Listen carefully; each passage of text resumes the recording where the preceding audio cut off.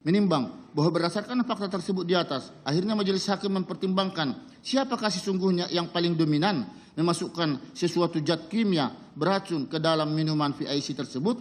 Jika pertanyaan ini sudah terjawab nanti, apakah dengan dasar fakta-fakta tersebut di atas sudah dapat disimpulkan bahwa unsur perencanaan telah terbukti. Menimbang bahwa untuk memastikan siapa yang sebenarnya yang lebih dominan memasukkan zat kimia atau racun cyanida NaCN ke dalam minuman VIC korban Mirna, majelis hakim berpendapat berdasarkan logika sederhana, yakni dengan mengelompokkan 3 kelompok, yakni antara pihak penyaji dari Cafe Olivier, pihak penyidik Polri yang menangani barang bukti, dan pihak pemesan yakni terdakwa Jessica Kumolo Wongso. Antara kelompok ini sama-sama berpeluang memasukkan NaCN cyanida ke dalam gelas VIC. Akan tetapi, karena ada pembatas antara kelompok 1, kelompok 2, dan 3, dibatasi saat penuangan air panas pakai teko ke dalam gelas.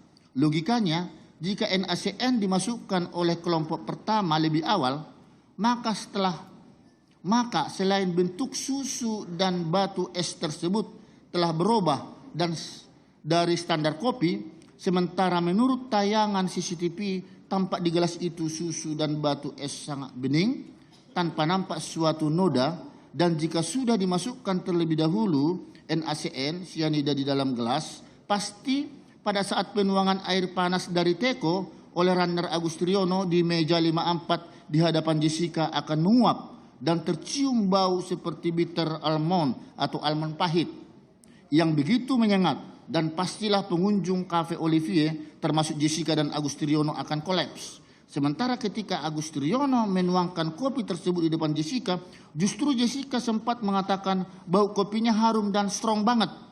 Selain itu, jika pihak Cafe Olivier yang menambahkan racun cyanida ke dalam VIC, maka secara logika sisa barang bukti tersebut akan segera dibuang dan tidak akan disimpan menunggu penyidik Polri datang untuk mengambil sisa kopi tersebut.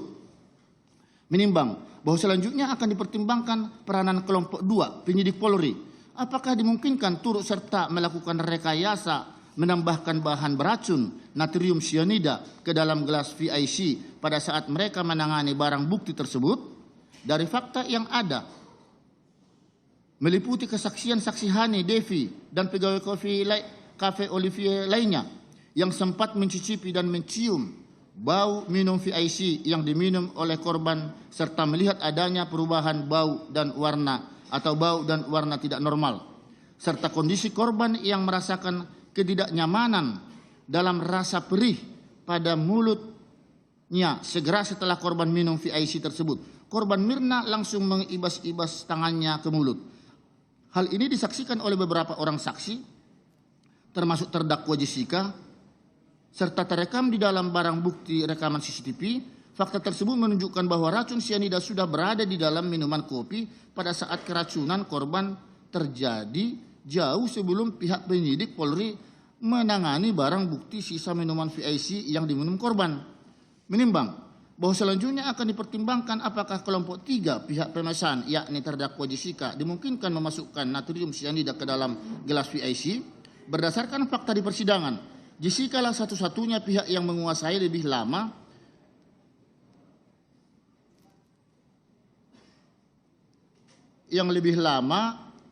menguasai minuman VIC sejak diletakkan di meja 54 hingga datang tamunya korban Mirna dan Hani sekitar 51 menit. Terdakwa sangat mengetahui apapun yang terjadi di gelas tersebut karena dialah selaku pemesan minuman tersebut, sehingga Jessica sangat mengetahui siapa yang menggeser-geser gelas kopi dari ujung meja tempat Jessica pertama duduk hingga ke tengah meja di mana nantinya tempat korban Mirna duduk.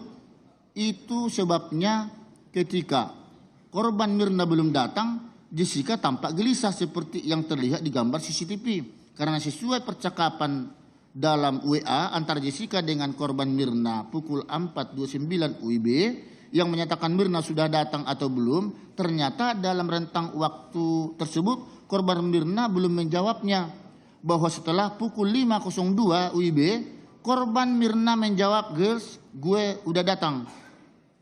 Udah sampai." Kegelisahan terdakwa selama 33 menit dapat diterima akal sehat karena apabila korban terlambat datang, maka perbuatan Jessica ini akan diketahui oleh teman-teman Jessica yang lain seperti Vera, karena pukul 18 WIB ada rencana pertemuan reunian di tempat yang sama. Bayangkan saja apabila Mirna tidak jadi datang atau datangnya bersamaan dengan teman-teman yang lain seperti saksi Vera akan datang pukul 18 lebih. Sesuai dalam percakapan WA-nya, pastilah rencana Jessica semakin berantakan. Maksudnya siapa yang akan meminum kopi bersianida tersebut. Menimbang bahwa soal kapan sianida NaCN tersebut dimasukkan ke dalam VIC dapat diketahui setelah minuman VIC telah siap tersaji di meja 54 oleh saksi Agus Triyono. Terdakwa juga sangat tahu dari mana diambilnya racun tersebut, apakah dari tas coklat atau dari kantong celananya atau dari tempat lain. Sebab setidaknya terdakwa sangat tahu bahwa sianida mudah terurai pada temperatur tinggi air panas, sehingga terdakwa melarutkan sianida ke dalam kopi Mirna setelah susu kopi menurun menjadi dingin akibat bercampurnya dengan batu es. Kemudian Jessica juga pasti sudah memperhitungkan rentang waktu perjalanan Mirna ke lokasi tempat kejadian perkara, yakni dapat dilihat dari transkrip percakapan terakhir WA antara Jessica dengan Mirna dan percakapan antara Mirna dengan saksi Hane yang sedang menunggu di Starbucks. Menimbang bahwa mengingat sianida NaCN bisa didapatkan dengan mudah secara ilegal, sebagaimana keterangan ahli toksikologi Dr. Nur Samran Subandi dan Dr. Aimede Agus Gelgel dan Dr. Budiawan, baik di pertambangan emas ilegal maupun di perkampungan nelayan yang dikenal sebagai potas, sehingga keberadaan natrium cyanida dalam wujud serbuk atau garam dapat diperoleh di pasar gelap. Dengan adanya persesuaian bahwa untuk memperoleh racun cyanida dalam bentuk padat atau serbuk adalah sangat mudah bagi terdakwa dengan cara mendatangi tempat-tempat tersebut.